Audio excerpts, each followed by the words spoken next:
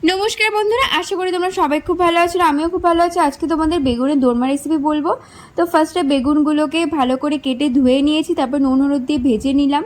ভেজে নেওয়ার পর তুলে নিলাম। তুলে নেওয়ার পরে একটা মিক্সিতে সর্ষে কাঁচা লঙ্কা দিয়ে পেস্ট করে নেব।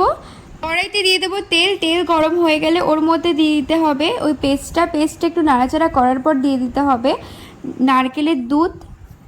তারপরে দিয়ে দিতে হবে পরিমাণ মতো নুন, চিনি, লঙ্কার গুঁড়ো। দিয়ে দিলে কিন্তু রেসিপিটা কমপ্লিট হয়ে যাবে। লাস্টে নামানোর আগে গরম মশলা দিতে হবে। আর হ্যাঁ, বেগুনগুলো অবশ্যই দিয়ে দিতে হবে একটু ফোটার পরে, জল আর অ্যাড করা লাগবে না।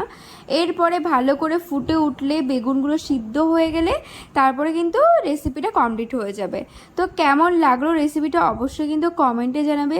আর আজকের এই রেসিপিটি ভালো লাগলে অবশ্যই লাইক, শেয়ার, কমেন্টে সাপোর্ট করো আমাকে। আর কেমন গ্রেভি রাখতে হবে সেটা তোমাদের মতো তোমরা বুঝে নিও যে কেমন গ্রেভি তোমরা খেতে চাও।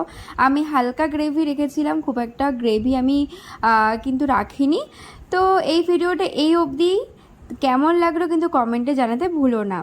আর দেখো কত সুন্দর কালার এসছে। তোমরা এইভাবে বানিয়ে দেখো, অবশ্যই তোমাদের ভালো লাগবে। তো চলো টাটা। ভালো লাগলে অবশ্যই একটা লাইক কিন্তু করে যেও। Tata, bye bye.